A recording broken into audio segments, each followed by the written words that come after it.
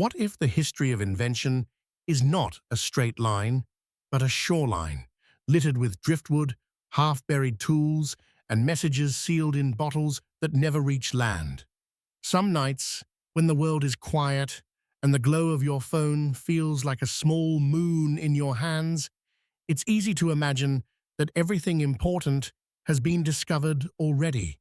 Electricity hums, engines turn, satellites whisper overhead.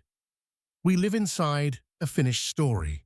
And yet, every so often, a rumor surfaces like a fish breaking water. A name, a blueprint, a dusty photograph, a clipped newspaper headline that reads like fiction, or like a promise that someone once tried to keep. A tower on Long Island said to have reached into the sky and pulled power from the air. A microscope that supposedly let a man watch life moving in ways no one else could see. Metal discs that drifted forward without propellers. A motor that sang and somehow produced force. A laboratory in Canada where objects floated as if the room had forgotten gravity. A wooden box lined with metal that people sat inside, convinced it changed the way their bodies healed. A small man in Florida who moved stones the size of trucks by himself. At night, leaving behind a castle of coral, like a question carved into rock. A magnetic machine that, in certain stories, did not merely generate electricity, but seemed to lose weight, as if magnetism had a secret. An Austrian who spoke of water's spiral language and designed engines meant to pull inward instead of explode outward. And a wartime experiment whispered about in the same breath as ghost ships and green light, an idea so unsettling it blurs the line between engineering and myth. 10 stories, 10 inventions, 10 different eras and temperaments. Some carry the scent of cigarette smoke and brass in instruments. Others feel like flickering VHS footage and classified stamps. None of them fit neatly into what we call progress. There is a temptation, whenever you hear tales like these, to choose a side immediately, to believe without question, or to laugh and dismiss. We've trained ourselves to do it, to sort the world into real and not real as quickly as possible, like a bouncer at a club checking IDs. But history, especially the history of ideas, rarely offers that kind of certainty. The past is not a courtroom. It's an archive with missing shelves, notes written in margins, and doors that were closed long before we arrived. Some inventions fail because they never worked. Some fail because they worked only once, under conditions that can't be repeated. Some fail because the inventor couldn't explain what happened in a language others understood. And some, perhaps, fail because the world around them was not ready, financially, culturally, ethically, to let the invention live in daylight. Even that last possibility doesn't require shadowy villains. A society can suppress without intending to. Institutions defend themselves. Markets resist disruption. Professional reputations harden. Entire careers are built on what we already believe to be true. Sometimes an idea is erased, not by fire, but by neglect. Filed away, ridiculed, defunded, forgotten until the people who cared are gone. In this series, we will walk through 10 stories that hover at the edge of science and legend. We will treat them carefully, not as proof of secret worlds, but as windows into how humans handle the unknown. We will listen for what these stories say about curiosity, fear, ambition, and the fragile relationship between discovery and acceptance. Because whether these inventions were miracles, misunderstandings, or something in between, they all point to the same haunting truth. Memory is not a perfect record. Memory is a negotiation. And perhaps the real question is not, Were these inventions real? Perhaps the question is, what kinds of inventions does the world allow itself to remember, and what kinds does it quietly decide to forget? What if the most valuable resource on Earth wasn't oil, gold, or data, but the simple fact that electricity costs money? At the turn of the 20th century, New York was a place of smoke and spark. Street lamps flickered like small captive suns. Factories pulsed with new rhythms. The future felt mechanical, but still intimate. Gears you could touch, wires you could trace with your finger. In the middle of that restless age stood a man who looked like he belonged to a different weather system. Nikola Tesla moved through rooms as if listening to a frequency no one else could hear. To some, he was a prophet of modern power. To others, a brilliant hazard, too imaginative to be safely managed. In 1899, he went west to Colorado Springs, where the sky opened wide and the air cracked with storms. There, he built coils and towers that seemed less like machines and more like instruments, tuned to the planet itself. He spoke about the Earth as though it were a conductor, and the atmosphere as a vast sea of charge. The idea was audacious in its simplicity. Instead of dragging electricity through copper like water through pipes, what if you could send it through the air, through space, through the very fabric between things? From that dream grew a project with a name that still sounds like a fairy tale and a threat at once: Wardenclyffe. On Long Island, Tesla raised a tower meant to reach into the invisible, not just to transmit messages, though radio itself was still a newborn miracle, but to transmit power. In the story, as it's often told, the demonstrations were the kind that make people lean forward in their seats. Devices lit without wires. Energy appeared where none seemed to be delivered. The system, Tesla insisted, could be scaled, not for a laboratory trick, for a world. Imagine it. Cities glowing without power lines sagging across neighborhoods. Rural homes lit without waiting for a grid to arrive. Machines running without fuel.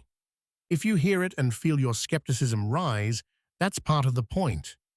The idea pushes against what we've been taught about how energy behaves, and also against the quieter assumption beneath it, that energy must be controlled by someone. Because in this version of the tale, the tower didn't fail for lack of science. It failed for being too generous. Investors, the story goes, wanted a business. Tesla wanted a public good. A machine that could deliver electricity to everyone is not merely a technical problem, it's an economic earthquake. If power becomes as available as air, what happens to the companies that sell it? What happens to the empires built on scarcity? Within a couple of years, the tower's momentum stalled. Money dried up. Pressure gathered like a storm at the edge of a clear day. Eventually, Wardenclyffe was shut down and later dismantled, its promise reduced to scrap and memory. Tesla, once courted, then doubted, watched the century run forward without him. And the legend doesn't end with the wreckage. It stretches into later decades, into whispered claims of radiant energy, collectors recreated in garages, into warnings delivered by officials, into patents filed and then sealed away under legal silence.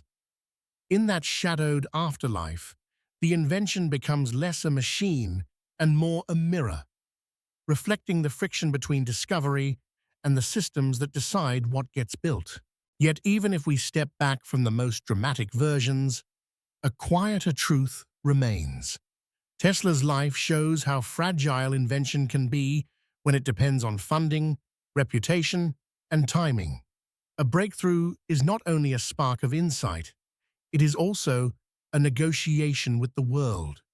And so the tower becomes a question, standing in the sand. Was Wardenclyffe a doorway we closed too soon, or a dream that couldn't survive contact with physics? And if a technology ever did promise power for everyone, would we recognize it as progress, or would we treat it as an impossible gift, too disruptive to accept? What if the secret to a machine wasn't in its metal, but in the shape of a spiral? In the damp forests and cold rivers of Central Europe, water doesn't behave like an obedient utility. It curls, it churns, it sings against rock. It seems alive, not in the biological sense, but in the way it refuses to be reduced to a straight line. Victor Schauberger grew up watching that refusal. He was not trained in a grand university lab. He learned in the old way, by walking, observing, listening. As a young forester in Austria, he spent years tracking streams and studying how trout could hover in violent current as if gravity had loosened its grip. He became obsessed with a simple question. Why does nature so often move in curves while humans insist on forcing everything into angles? To Schauberger, the spiral wasn't decoration. It was a principle. Water, he believed, carried energy when it moved in certain ways, imploding inward rather than exploding outward. Modern engines, built on combustion, were the opposite of nature. They burned, expanded, tore energy from matter through heat and force. Schauberger imagined engines that would draw energy in, cool, compress, concentrate, like a vortex, pulling the world toward its center. His ideas were equal parts engineering and philosophy. He spoke of living water, of temperature gradients, of subtle forces that emerge when fluids are allowed to follow their natural paths.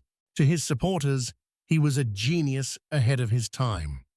To skeptics, he was poetic, and poetry is not a testable unit. But stories of his work persisted, and they grew darker as Europe slid toward war. During the Second World War, Schauberger was reportedly pressured to work for the German state. In some accounts, he was coerced into developing devices with names that sound like code and myth. The repulsine, the climator, machines designed to move air and water in spiraling chambers. One tale claims a disc-shaped craft rose briefly, wobbled, and then shattered, an invention that could not yet survive its own idea. Another says the device generated lift without wings or propellers, as if the air itself had been persuaded. Even if we treat those wartime rumors cautiously, the pattern is familiar. An inventor with unconventional methods gets swept into a machine of power, political power, military power, where curiosity becomes a weapon and secrecy becomes policy. After the war, Schauberger's life did not resolve into triumph. Like many people who brush the edge of something too large, he moved through disappointment and exhaustion. There are stories that his work was confiscated, that his plans were taken, that he was invited, then trapped by foreign interests. In some versions, he died broken-hearted, believing his understanding of nature had been twisted into something it was never meant to serve. The truth is complicated. Records exist, but they don't offer the comfort of a clear verdict. Some of Schauberger's concepts align with known fluid dynamics. Others drift into territory that reads more like metaphor. And in that ambiguity, the legend thrives. Because whether or not a repulsine ever truly worked, Schauberger forces a deeper question onto the table. What if our dominant model of technology is not the only model? For a century, progress has been loud.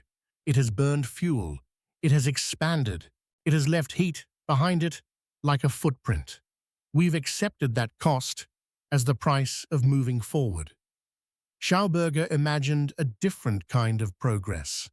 Quiet, cool, inward, less like fire, more like flowing water. And maybe that is why his story lingers. Not because it proves a hidden flying machine, but because it reminds us that invention is also a choice of worldview. When we build, are we trying to dominate nature or to collaborate with it? And if an invention asked us to rethink that relationship, would we call it visionary, or would we label it impossible and let it slip back into the river of forgotten ideas? What if the most confounding invention wasn't a machine at all, but a man working alone in the dark? Florida at night has its own kind of silence. The air stays warm, heavy with salt and insects.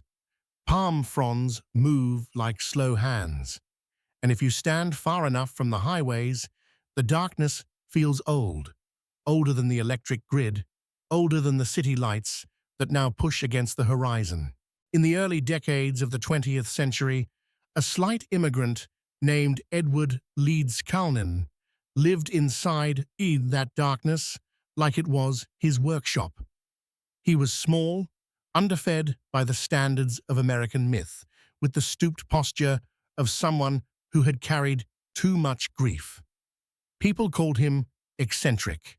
Some called him sick. A few called him a genius.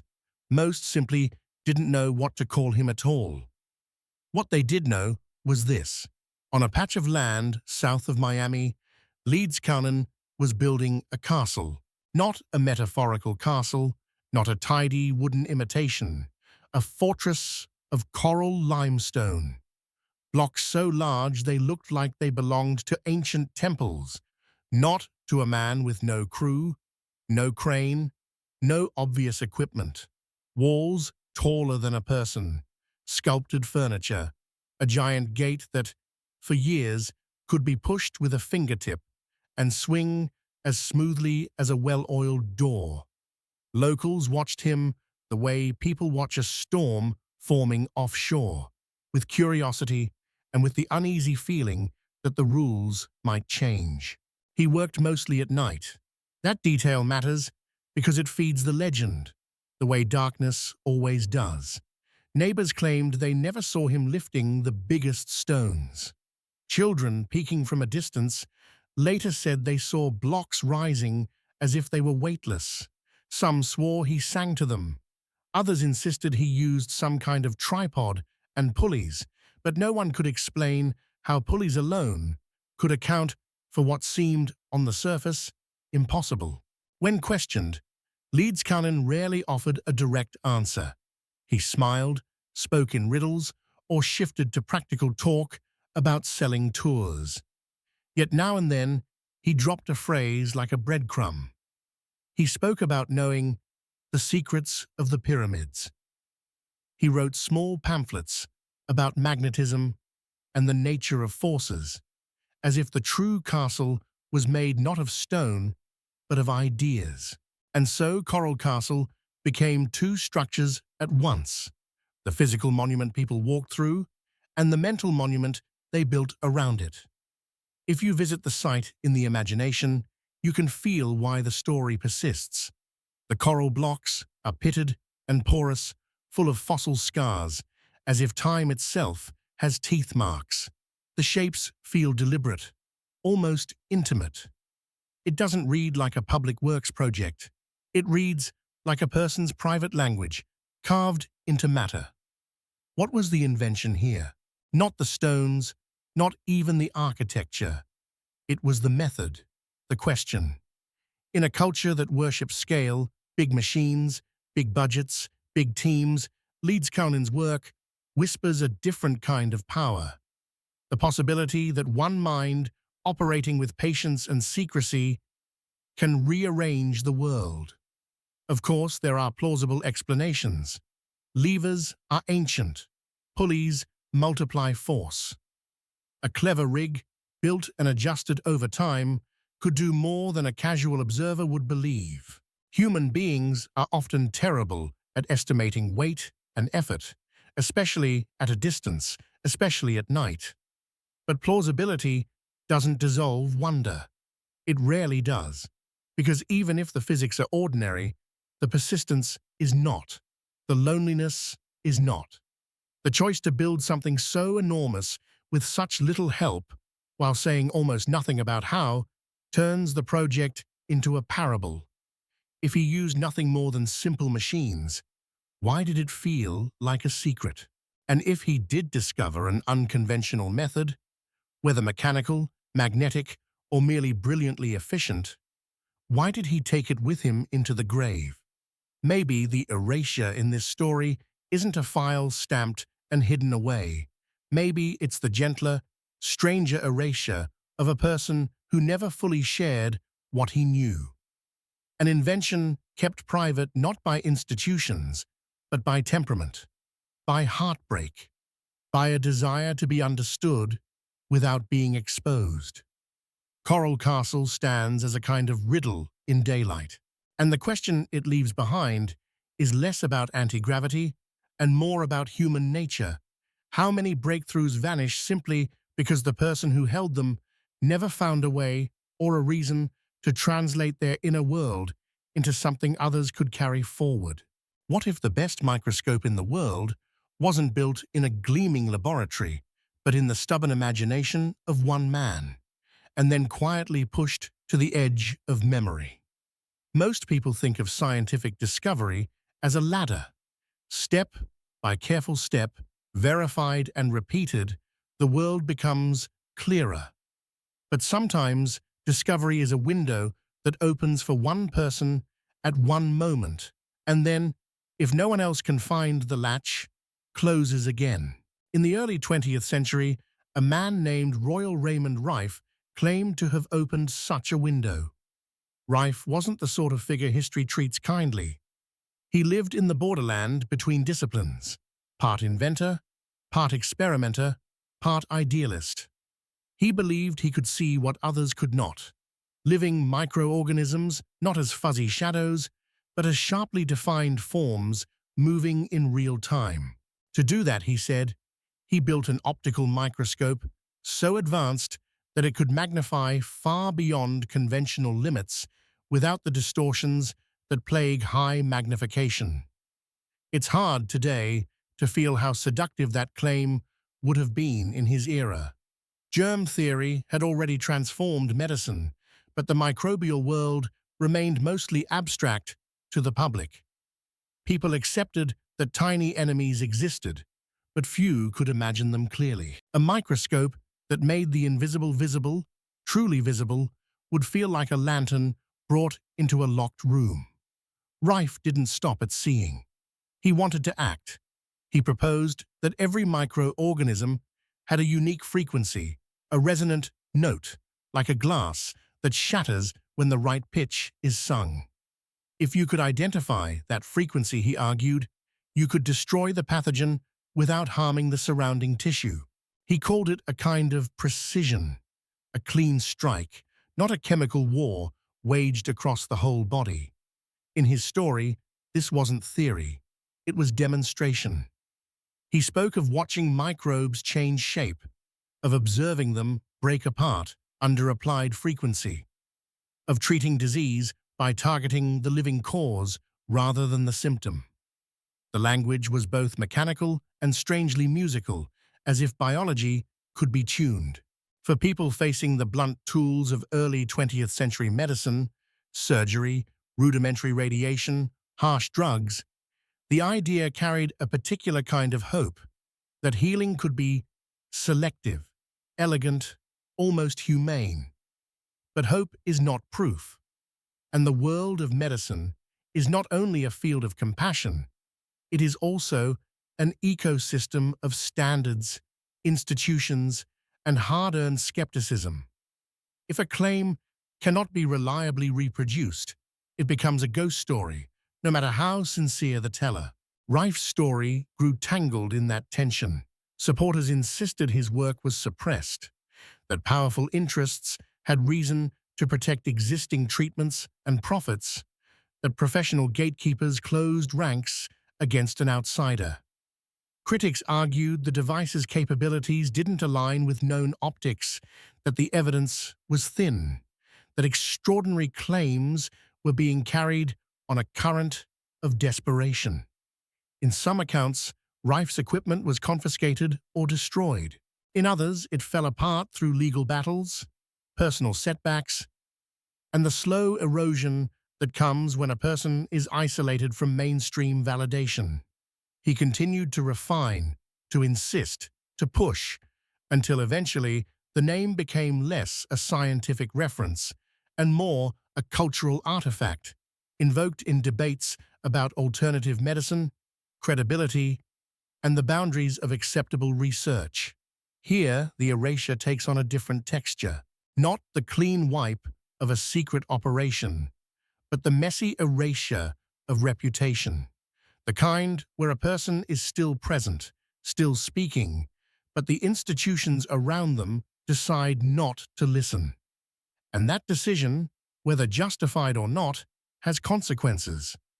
Because once a field labels something as fringe, it becomes harder for careful researchers to approach it without being pulled into the same orbit. Funding evaporates. Collaboration stalls. The original claims, now isolated, either harden into belief or dissolve into silence. Still, the question lingers. What happens when a potentially useful idea is wrapped in an overstated promise? Does the exaggeration bury the seed? Or was there never a seed at all, only the shape of one? Rife's tale isn't just about a microscope or a frequency machine. It's about the human hunger for clarity in a world that hurts. It's about how easily a vision can become a crusade, and how quickly a crusade can become a cautionary tale. And maybe the most unsettling thought is this. If a discovery appears once and then disappears, is it because it was wrong, or because the conditions that allowed it were too fragile to survive? What if gravity isn't a law so much as a habit, one the universe could, under strange conditions, forget? In the late 20th century, long after the romance of Victorian laboratories had faded into corporate campuses and regulated clean rooms, a different kind of experimenter worked in a cluttered space that looked more like a scrapyard than a research facility. John Hutchison didn't fit the image of the modern scientist. He wasn't surrounded by teams in matching lab coats. He was, by most accounts, a solitary tinkerer with an appetite for high voltage, radio frequencies, and risk. His workshop in Vancouver was filled with coils, generators, wires, and the unmistakable sense of someone testing the edge of what they could control. And then came the claims. Objects, he said, began to behave strangely when exposed to certain combinations of electromagnetic fields. Metal softened. Materials fused in ways that seemed unnatural. Wood and steel locked together like they'd melted into a single story. A cannonball hovered or drifted as if its weight had been rewritten. Water appeared to climb or ripple oddly. The footage, grainy, flickering, intensely unglamorous, looked less like a hoax designed for attention and more like something captured in a hurry, as if everyone in the room was too startled to think about camera angles. This became known in the mythology of fringe science as the Hutchison effect. To believers, it was a crack in the wall, proof that electromagnetic forces might interact with matter in ways not fully understood. A suggestion that anti-gravity wasn't a fantasy, but an emergent phenomenon, something that happened when the right conditions were accidentally aligned. To skeptics, it was a perfect storm of misinterpretation. High-voltage setups can create vibration, heat, airflow, and subtle mechanical effects that look magical until you measure them carefully. A hovering object can be explained by hidden supports, air currents, or clever framing. Materials can fuse under heat and pressure, and in a room full of powerful equipment, you can get unexpected results that feel profound but collapse under controlled replication.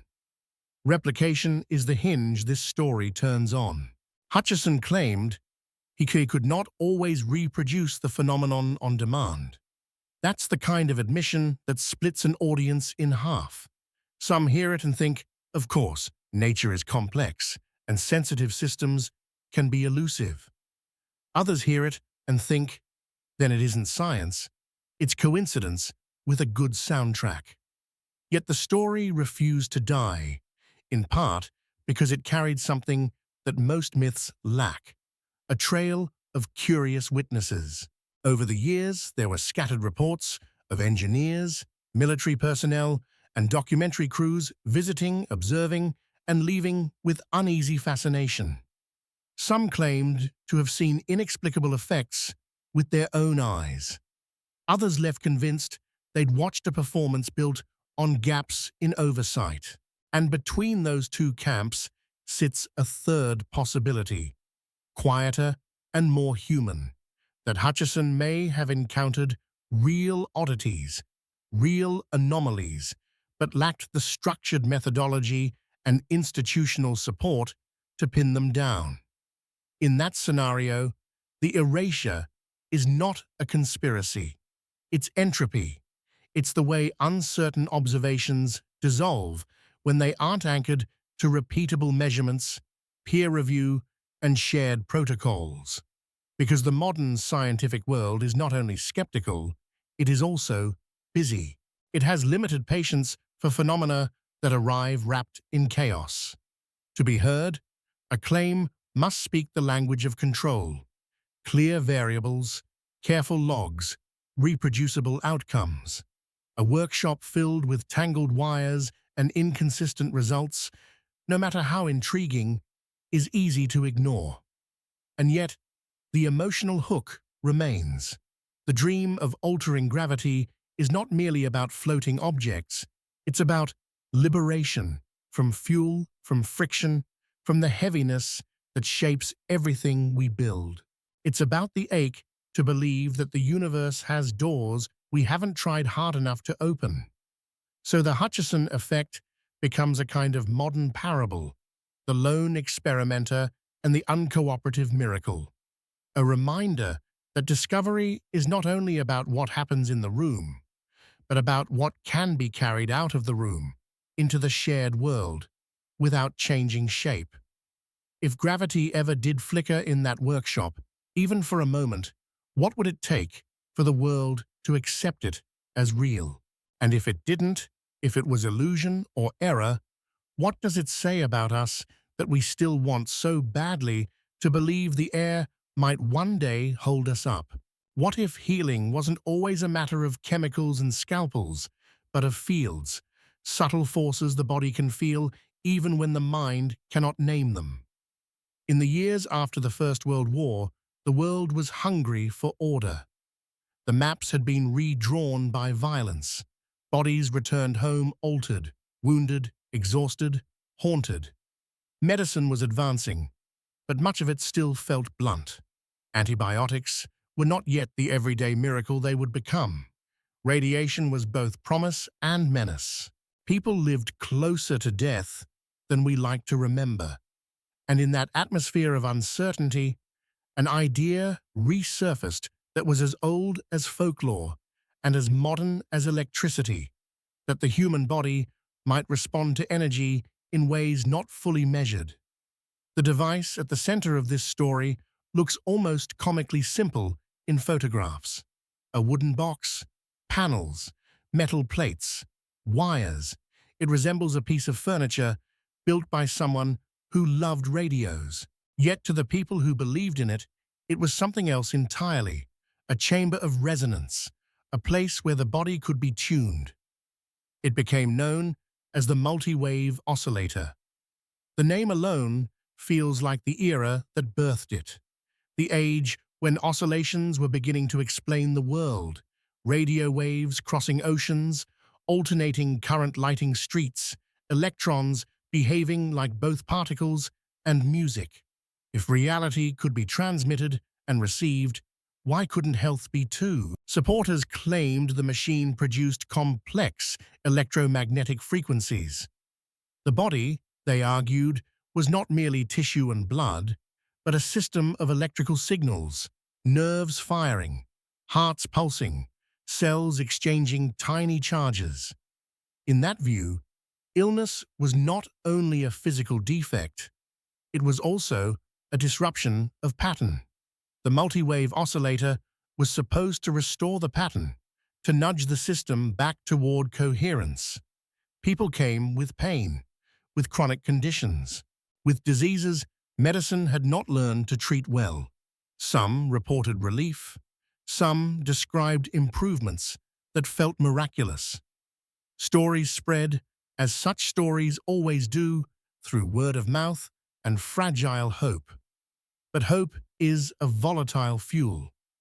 As interest grew, so did scrutiny. Medical authorities challenged the claims. Where were the controlled studies? Where was the consistent mechanism? If results depended on anecdote, were they results at all, or simply the body's response to belief, rest, and attention? In certain tellings, the machine's advocates faced harassment, legal pressure, and eventual shutdown. The inventor's work was seized. The device was labeled dangerous or fraudulent.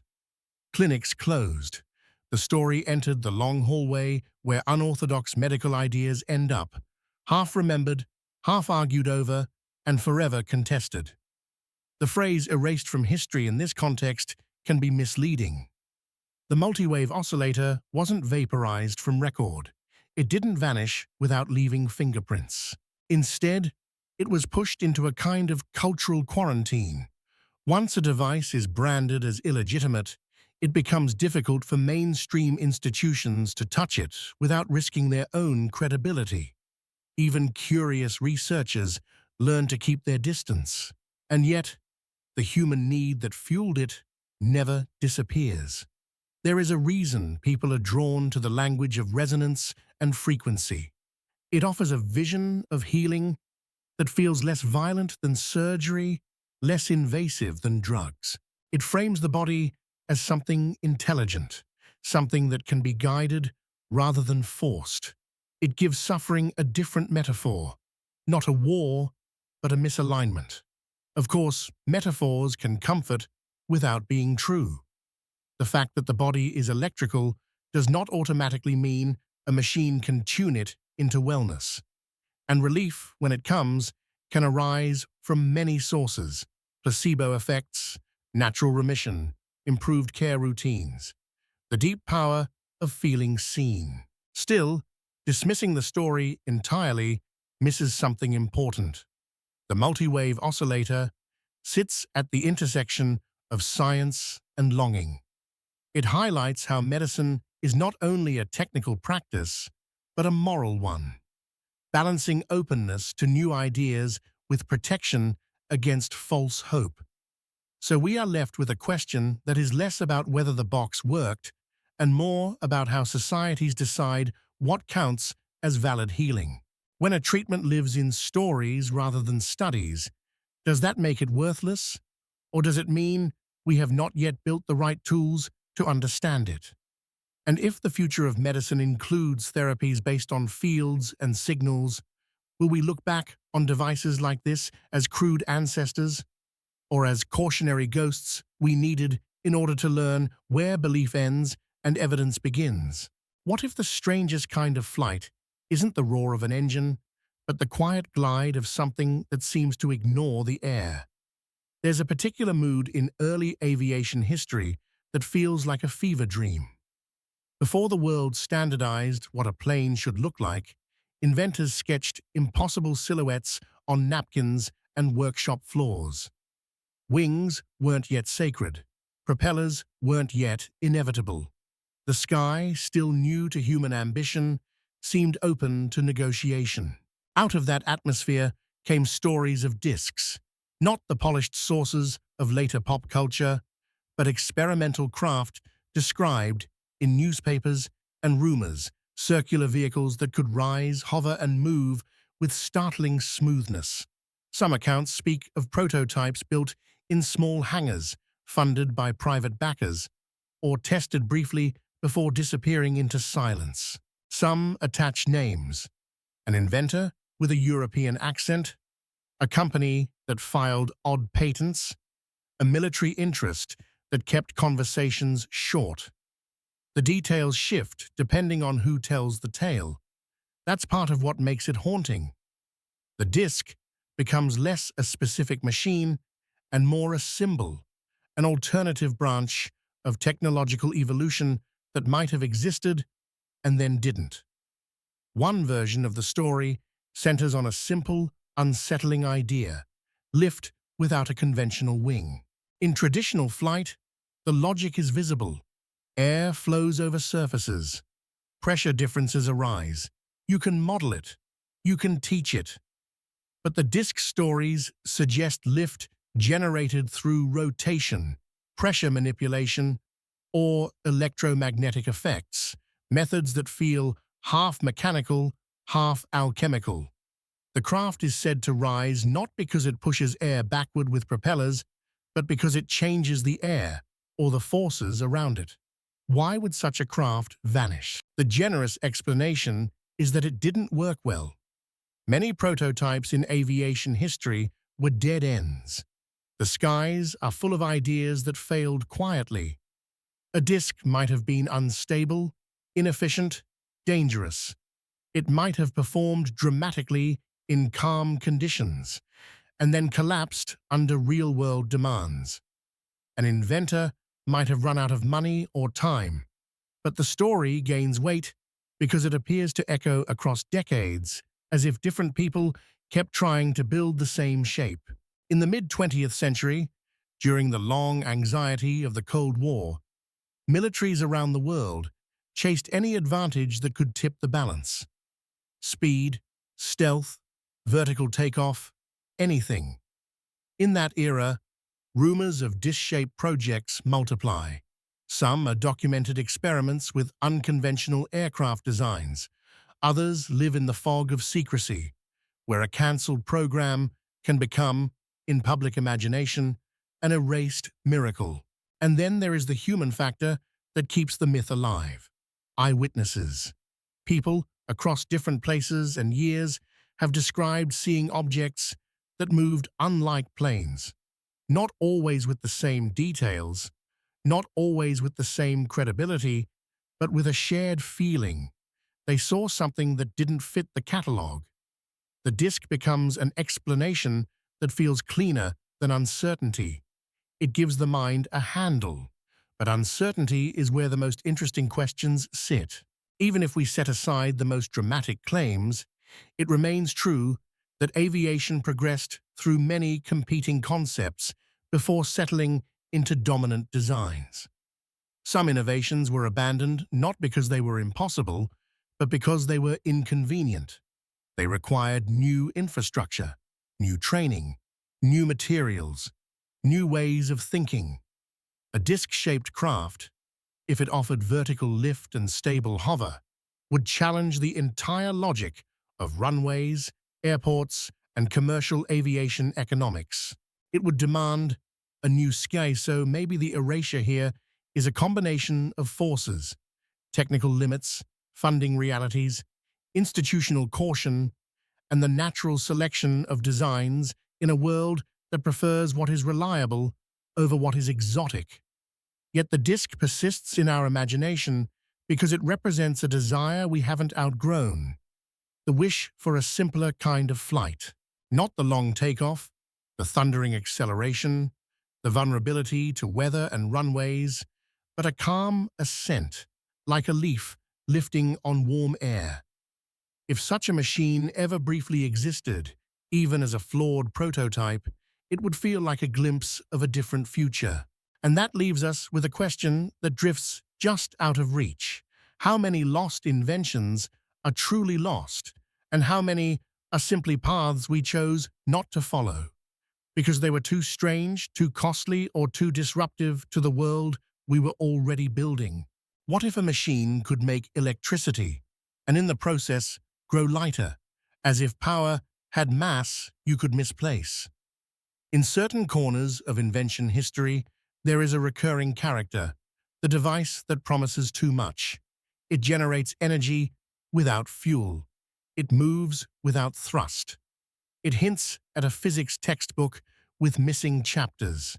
These devices attract the hopeful, and the skeptical in equal measure, and the line between them is often thinner than anyone wants to admit. One such legend centers on a British inventor named John Searle and a device he called a generator, though its advocates describe it as more than that. The machine's image is striking even before you understand the claim. Rings and rollers, a geometry that looks less like a conventional motor and more like an object designed by someone thinking in circles instead of lines. The story begins, as these stories often do, with a workshop and an obsession. Searle described building sets of magnetic rollers that could move around a circular track. As they rotated, he claimed, the system produced electricity. That alone would have been enough to earn interest. Many devices produce electricity by motion. But then came the stranger part. He and those around him claimed the machine didn't only generate current, it also produced lift. In some tellings, as the rotation increased, the device began to lose weight, then hover, and in dramatic versions, rise entirely. A generator that became a flying object. A power plant that wanted to leave the ground. It's a perfect narrative hook because it compresses two human wishes into one: limitless energy and effortless flight. It sounds like science fiction with the serial numbers filed off. And like most legends, it lives in a mixture of testimony, scattered documentation, and unresolved questions. Supporters point to demonstrations and photographs, to reports of unusual electrical effects, to the consistency of the story across time. Skeptics point to the absence of rigorous independent replication, to the ease with which complicated electromagnetic setups can be misunderstood, and to the long history of over-unity claims that collapse when measured under strict conditions. The machine, in the myth, becomes an orphan, too unusual for mainstream engineering, too ambitious for casual hobbyists to validate, too controversial to attract steady institutional support. When funding and credibility are both scarce, an invention can survive only as a story. But what does it mean to say something is erased? Sometimes it means patents that never become products. Sometimes it means demonstrations that never become data. Sometimes it means a person whose social standing is too fragile to withstand professional scrutiny. And sometimes it means the invention's claims are so expansive that the only way to protect your own sanity is to stop looking at them. Because there is a psychological cost to uncertainty. If a device might be real, but might not be, you have to live with the ambiguity. You have to hold two possibilities at once: that the universe is stranger than we think, and that human beings are capable of profound self-deception. Both are true in different measures, and both can be difficult to accept. In Searle's case, the story also touches something tender: the loneliness of inventors who work outside the mainstream. Even when they are wrong, they often carry a real insight, an unconventional way of seeing. Buried under poor documentation, limited resources, or a tendency to make claims larger than the evidence can support. And yet, the lure persists because the question underneath is not childish. It's existential. Our civilization runs on conversion: chemical energy into motion, heat into electricity, sunlight into biology, and then into food. We are always transforming one thing into another, and each transformation has losses: waste, friction, heat bleeding into the world like a confession. So the idea of a machine that escapes those losses, that produces more than it consumes, feels like a promise of moral relief. No more extraction, no more smoke, no more scarcity. It's the dream of abundance without damage. That dream can mislead us. It can also inspire us.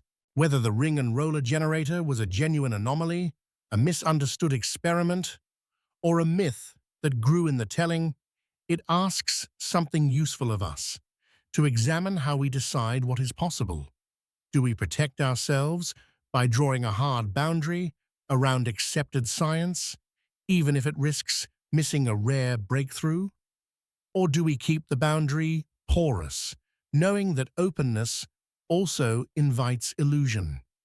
If a machine ever did grow lighter while making power, the real miracle might not be the physics.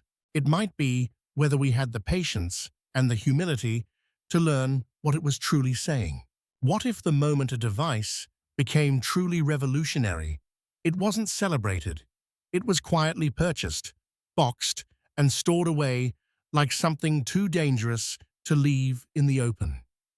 In the language of lost inventions, there is one phrase that keeps returning, almost like a spell: the car that ran on water. It appears in conversations the way family legends do, half-remembered, repeated with conviction, light on specifics but heavy with feeling. Someone's uncle saw it. Someone's neighbor knew the inventor. Someone remembers a news segment that later disappeared. The story is familiar enough to be comforting and vague enough to be immortal. But behind that folklore sits a more nuanced possibility.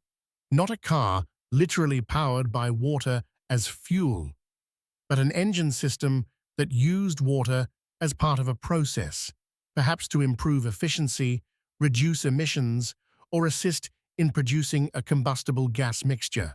That distinction matters because it's where imagination and physics often collide.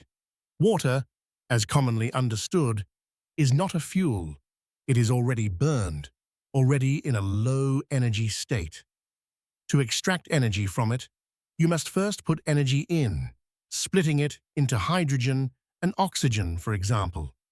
And that's the point where many people lose interest or feel betrayed by complexity. They want the magic version, not the engineering version. Yet engineering can be wondrous too. Throughout automotive history, inventors have explored water injection, steam-assisted systems, electrolysis kits, and other mechanisms meant to stretch a gallon of fuel further. Some ideas were legitimate efficiency tweaks. Others were scams sold to desperate consumers. And in that mess, truly innovative concepts could be dismissed by association, rejected not because they were impossible, but because too many impossible claims wore the same costume.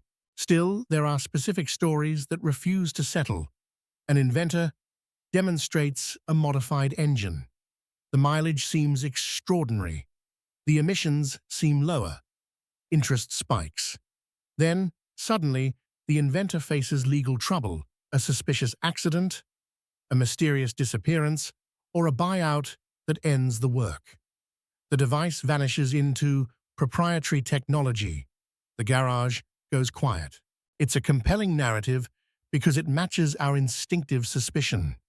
When something threatens powerful industries, it gets buried. But we have to be careful. The world doesn't always suppress through conspiracy. Often, it suppresses through incentives. If a new technology can't be scaled cheaply, if it doesn't fit supply chains, if it threatens existing infrastructure without offering a stable replacement, it may die without any villain in the room. The market's indifference can look like erasure from a certain angle, especially to the person who poured their life into the invention. And then there's regulation, safety testing, liability, the quiet bureaucracy that keeps dangerous ideas from becoming disasters. A device that seems to work in one context can be catastrophic in another. Engines are not just physics experiments. They are objects that have to start reliably in winter, run for years, pass emissions standards, survive crashes, and be repaired by ordinary mechanics. The world demands not only brilliance, but boring dependability. Still, the dream persists because it rests on a simple moral intuition. It should not be so expensive to move. For many people, transportation feels like a tax on existence. You pay to get to work, pay to buy groceries, pay to see family. Fuel prices rise and fall like tides that shape lives. A machine that made movement cheap would feel like liberation, not merely convenience. That's why the water car myth is so resilient. It's not really about water, it's about fairness. It's about the hope that ingenuity could break the chains of dependency. So perhaps the question isn't whether someone built a literal water-powered engine. Perhaps the question is, how do we tell the difference between a breakthrough and a mirage when both arrive wrapped in the same promise? If an inventor truly discovered a method to radically increase efficiency or reduce fuel dependence, what evidence would convince us? What institutions would validate it? And if the validation never comes, if the invention remains a story told in garages and late-night conversations, does that mean it was false? Or does it mean the world didn't know how to make room for it? In the end, every era has its water car, the invention that symbolizes our longing for an easier life. The haunting part is not that it might be hidden. The haunting part is that even if it appeared in full daylight, we might not know how to recognize it without turning it into myth first. What if the most influential invention is the one that never becomes a product because it's taken apart before anyone can learn its language? In the 1930s, the world was learning to trust machines the way earlier generations trusted seasons. Radios carried voices into kitchens. Factories moved with relentless coordination. Electricity, once a novelty, became a need. And with that need came an arms race of ideas. Who could generate power more efficiently? Who could control it more cleanly? Who could turn motion into current with fewer losses? Somewhere in that crowded landscape appears a story about a generator that didn't behave the way a generator should. Not the polished, publicly documented kind that gets installed in dams or power stations. Something smaller, stranger, something built by an inventor with a mind tuned to patterns others didn't see. Relationships between magnets, coils, and resonance that were not standard engineering, but not obviously fantasy either. In the lore, the device is said to have produced more usable power than it consumed, an over-unity machine. The term itself is radioactive in mainstream science because it seems to violate the conservation laws that underpin everything, from engines to stars. And yet, the temptation is always there. What if there are edge cases, overlooked interactions, forms of energy input we don't account for, or measurement errors that masquerade as miracles? The inventor demonstrates the machine. People watch. The numbers, at least to those present, seem to imply a net gain. The room fills with that specific kind of excitement that doesn't feel like joy, but like vertigo, the sense that a foundational assumption might be wrong. And then, according to the story, the machine disappears. Sometimes it's described as being confiscated for national security. Sometimes it's bought by a corporation and shelved. Sometimes it's lost to a mysterious fire or break-in. The details vary, but the emotional arc is consistent. Revelation, then silence. This kind of tale thrives because it fits the way we already understand power. Not electrical power, the human kind. We know that information can be controlled. We know that patents can be buried. We know that disruptive technologies can be delayed. The 20th century is full of innovations that arrived late, not because they were impossible, but because they threatened the wrong people at the wrong time. Yet the harder truth is that extraordinary energy claims have also been the playground of deception and self-deception. Many free energy devices unravel under careful measurement. Some are honest mistakes. Some are clever tricks. Some are built by people so devoted to the dream that they stop noticing contradictions. So we stand in a difficult place between cynicism and gullibility. And that is where the story becomes more than a technical question. It becomes a human one. Because even if a device like this never truly produced surplus energy, the urge to believe in it tells us something essential. It tells us how exhausted we are by scarcity, how much we want a clean, abundant source of power that doesn't require drilling, mining, burning, or bargaining. It also tells us something about the loneliness of inventors.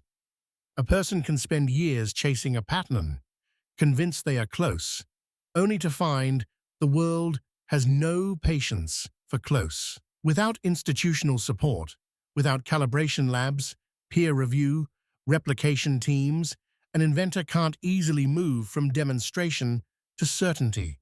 And in that gap, stories grow. The erasure then might not be an external act at all. It might be the internal erasure that happens when no one can translate a private breakthrough into public knowledge. When the device breaks, the notes are incomplete, the builder dies, and the method vanishes because it was never properly shared. There is a tragedy in that, even if the claim was flawed. Because invention is not only about the end result, it's about the process, the way the mind learns to see. In this part of our journey, the question is not whether a specific over-unity generator existed exactly as described.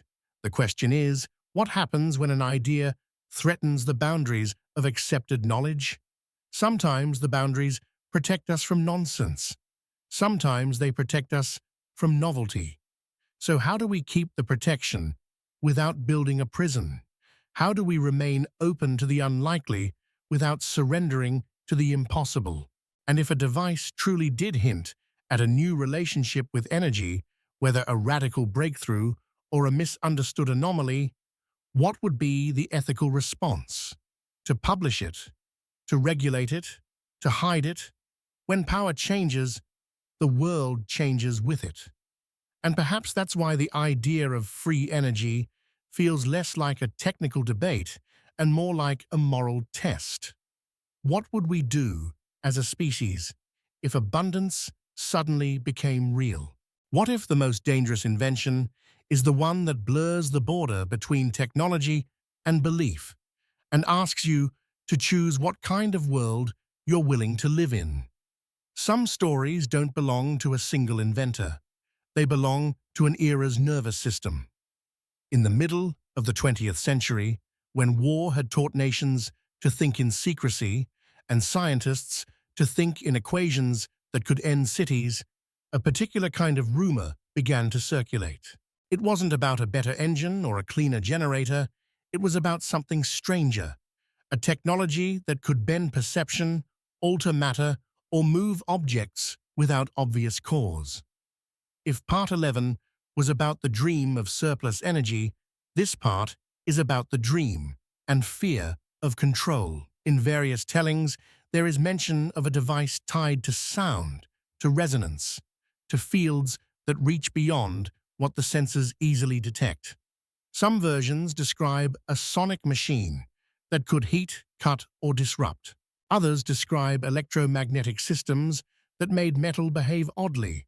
Others still blur into psychological territory, devices that could influence the mind, induce confusion, or create sensations that felt supernatural. The details are inconsistent, but the emotional outline is sharp.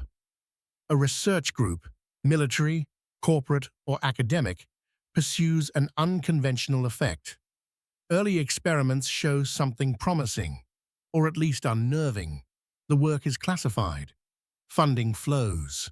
Then, for reasons never fully clarified, the project ends or disappears, leaving behind only rumors and a few fragments. A declassified memo, a witness account, a photograph of equipment that looks ordinary until you're told what it supposedly did. It is easy to lean into the most dramatic interpretation, to imagine secret rooms where impossible machines hum behind steel doors. But the more human interpretation is often more unsettling. That ordinary research done in ordinary institutions can have extraordinary consequences and therefore gets buried for reasons that may be practical rather than sinister. Classification doesn't always mean they found magic. Often it means they found something dangerous, ambiguous, or politically sensitive. Sometimes it means they found nothing but don't want rivals to know what they tried. Silence can hide failure as effectively as it hides success. And still, the stories persist because they touch a nerve. If you can influence matter through resonance, if you can influence minds through frequency, then the world becomes less solid than we've been taught. Even the mundane versions of this idea are real. Ultrasound can image, heat, and break apart material. Radio waves carry information that changes behavior. Bright light and certain rhythms can trigger seizures in susceptible brains. The boundary between harmless signal and powerful effect is not imaginary. It's a spectrum. That's why this territory is ethically charged. The moment an invention can affect the human body or mind without consent, it becomes more than a tool. It becomes a question of governance. Who controls it? Who regulates it? Who decides when its use is justified? And what happens when the invention outpaces the public's understanding of it? In the folklore of erased inventions, this is where whispers become stories about cover-ups and vanished scientists. Sometimes those stories are exaggerated by fear. Sometimes they're fueled by real historical patterns. Governments and institutions do classify research. They do hide mistakes. They do keep secrets. The problem is that secrecy creates a vacuum, and the imagination rushes in to fill it. So the challenge here is to hold two truths at once. First, extraordinary claims require extraordinary evidence. We should not let mystery become certainty simply because it feels dramatic. Second, our world is full of technologies that once sounded impossible, and their ethical risks are not hypothetical. The most transformative inventions in human history, electricity, radio, nuclear fission, were also instruments of profound harm when misused. Progress has never been morally neutral, so perhaps the erased invention in this chapter is not a single machine. Perhaps it's a category, the research that sits too close to the body, too close to the mind, too close to the idea of control. And if that research exists in fragments, half-documented, half-rumored, that may be because societies are still learning how to talk about power responsibly. We prefer clear heroes and villains. We prefer neat conclusions. But ethical reality is often a fog. If an invention could influence human experience through invisible forces, the question isn't only whether it works. The question is, should it exist at all? And if it does exist, can we build a world where its use is governed by consent, transparency, and humility? In the end, the most haunting possibility is not that someone hid a machine. It's that we might already live among technologies capable of shaping us. And the true erasure is our failure to notice how much of ourselves has become programmable. What if the invention that vanishes isn't the device, but the spirit that made it possible? By now, 10 stories have drifted past us like constellations seen through moving cloud. A tower meant to pour energy into the air. A forester who trusted spirals more than explosions. A lone man raising coral blocks in the dark. A microscope that promised a clearer view into disease. A chaotic workshop where gravity seemed to hesitate. A wooden box that claimed to tune the body. Discs that hinted at a different way to fly. A generator that supposedly grew light. a perpetual rumor of engines that freed us from fuel, and the half-seen category of research that flirts with control itself. If we try to pin down a single conclusion, we lose what these stories are really offering. Because the most consistent pattern is not that inventions are stolen or burned. The pattern is subtler. Invention is fragile. It depends on conditions we rarely talk about when we celebrate genius. It depends on time, funding, language, and trust. It depends on whether an idea can be translated from one person's intuition into a shared method. It depends on whether the culture around the inventor is willing to be embarrassed in public while searching for something new. Most breakthroughs look ridiculous before they look inevitable, and that is where erasure often begins. Not with a secret order, but with a shrug, with laughter, with a grant application rejected, with a patent that never finds a manufacturer, with a demonstration that can't be repeated cleanly enough to satisfy an institution built to avoid mistakes. Science is not only a machine for discovering truth, it is also a machine for filtering noise. That filtering is necessary. Without it, we drown in nonsense. But filtering has a cost. Sometimes the filter catches the wrong things. Sometimes it delays the strange, tender beginnings of a real breakthrough until the inventor is exhausted or gone. This tension creates a paradox. The same skepticism that protects us can also starve us. So what do we do with these stories? One instinct is to treat them like cautionary myths, warnings about gullibility, about the dangers of wishful thinking. And yes, that is part of their value. The human mind is wired to see patterns, to turn coincidences into meaning, to crave miracles when life feels heavy. Every era has its miracle merchants. But another instinct is to treat these stories like invitations, reminders that the map of knowledge is not complete and never will be. Even if most of these inventions were flawed or overstated, they represent minds refusing to accept the limits of their time. And that refusal matters. It matters because our age, for all its technology, carries its own form of resignation. We've replaced some mysteries with screens. We've traded wonder for convenience. We live surrounded by inventions so advanced they might as well be magic. And yet we rarely feel awe. We feel updates. We feel battery percentages. To tell stories about lost inventions is at its best to restore a certain emotional posture, curiosity mixed with humility. Curiosity says, perhaps there are phenomena we haven't measured properly. Perhaps there are better ways to build, heal, and move. Humility says, perhaps the stories are distorted. Perhaps the evidence is thin. Perhaps our longing has shaped the narrative more than reality has. Both are necessary. Without curiosity, we stagnate. Without humility, we drift into delusion. So maybe the real invention we're hunting is not anti-gravity or free energy. Maybe it's a cultural technology, a way of exploring the fringe without falling off the edge, a way of honoring maverick ideas while insisting on rigor, a way of allowing institutions to say, we don't know yet, without treating uncertainty as weakness, because the future depends on that balance.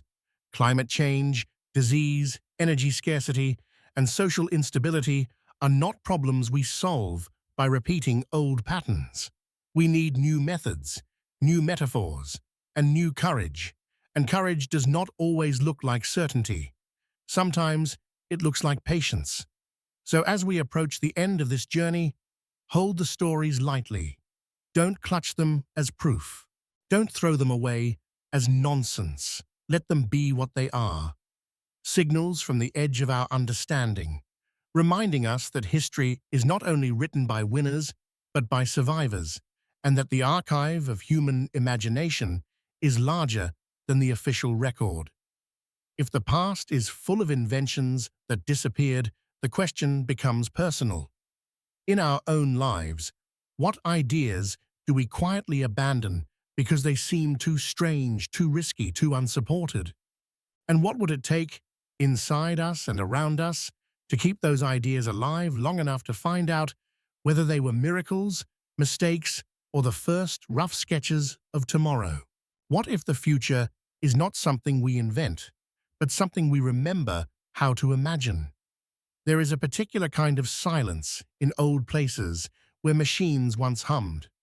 An empty factory floor, a basement workshop, after the tools have been packed away, a field where a tower used to stand. In that silence, you can almost hear the ghosts of intention, the plans that never became products, the experiments that never became textbooks, the questions that never became answers. That is the strange emotional residue of erased inventions. Even when the device is gone, the desire remains. Over these 14 parts, we've walked through stories that hover between documented history and human myth-making. We've met inventors who felt like prophets and inventors who felt like hermits. We've stood near machines that promised abundance and machines that promised control. We've watched ideas rise, wobble, and sometimes vanish. If you came here looking for a single revelation, one secret technology hidden behind locked doors, you may feel a certain disappointment, because real life rarely gives us clean endings. But if you came here willing to sit in complexity, the stories offer something more durable than a conspiracy and more valuable than a debunking. They offer a portrait of how human beings meet the unknown. Sometimes we meet it with wonder and patience. Sometimes we meet it with fear and ridicule. Sometimes we meet it with money and contracts. Sometimes we meet it with silence. And sometimes, even when we meet it with genuine curiosity, we still fail. Because discovery is not only about brilliance, it is about translation. A mind can glimpse a pattern no one else sees. But unless that pattern can be repeated, measured, shared, and built upon, it remains private. It becomes a rumor. It becomes a legend. It becomes, in a sense, erased, not by enemies, but by the simple fact that a lone vision cannot carry itself across generations. That may be the central human truth behind these tales. Invention is communal, even when it begins in solitude. So what do we do with the possibility that some of these devices were misunderstood, exaggerated, or never truly functional?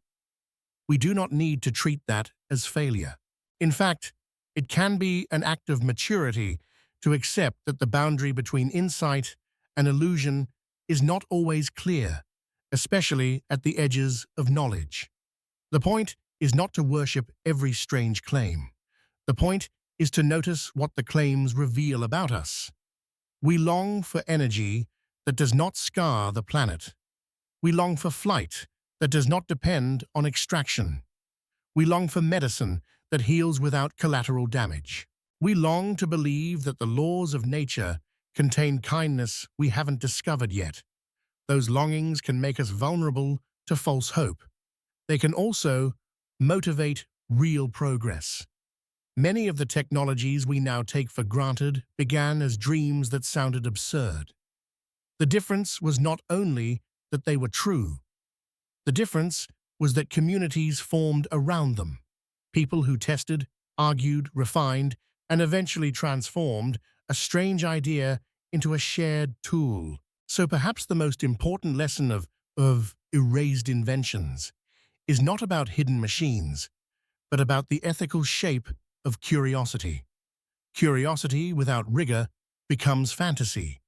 Rigor without curiosity becomes stagnation. And curiosity with rigor, guided by humility, becomes a quiet kind of courage. If we can carry that posture into the future, then even the myths have served a purpose. They remind us to ask, better questions. They remind us to look twice at what we dismiss too quickly. They remind us that the official record is not the full record, and that every generation inherits not only knowledge, but blind spots. In the end, history is less like a straight timeline and more like a river delta, channels branching, merging, drying up, and reappearing elsewhere. Some ideas vanish because they were wrong. Some vanish because they were ahead of the tools needed to verify them. Some vanish because the world was busy surviving and did not have the luxury of listening. And some vanish because we forgot how to make room for wonder without surrendering to it. So let this be the closing question you carry back into your own life, into your own century. When you hear an impossible story about a tower, a spiral engine, a floating stone, a healing frequency, do you slam the door, or do you open it just enough to look inside with clear eyes? Because the future may depend, more than we like to admit, on that small human gesture, the willingness to remain curious even when certainty is not available, and the willingness to demand evidence even when hope is singing. What if the greatest invention we need now is not a machine that defies physics, but a culture that can hold mystery and truth in the same hands and keep walking forward anyway?